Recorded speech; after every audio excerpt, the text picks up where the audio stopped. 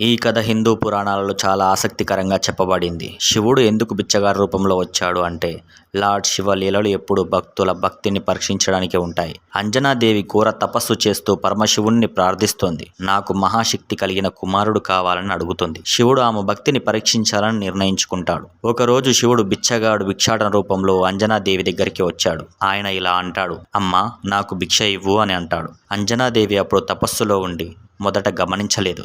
తర్వాత చూసి భిక్ష ఇస్తుంది.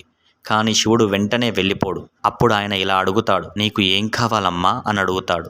అప్పుడు అంజనాదేవి తన కోరిక చెప్తుంది, నాకు దివ్యశక్తి కలిగిన కుమారుడు కావాలి. అప్పుడు ఆ బిచ్చగాడు నవ్వుతూ ఇలా అంటాడు, నీకు అర్హత ఉందా అలాంటి కుమారుడిని నువ్వు కనడానికి అని అంటాడు. అంజనాదేవి బోరున ఏడుస్తుంది. ఆ మాట ఆమె హృదయాన్ని గాయపరుస్తుంది. ఆమె బాధతో ఏడుస్తూ ఇలా అంటుంది, నేను ఇన్నాళ్ళుగా తపస్సు చేస్తున్నాను, నా భక్తిని అనుమానిస్తున్నారా స్వామి అని.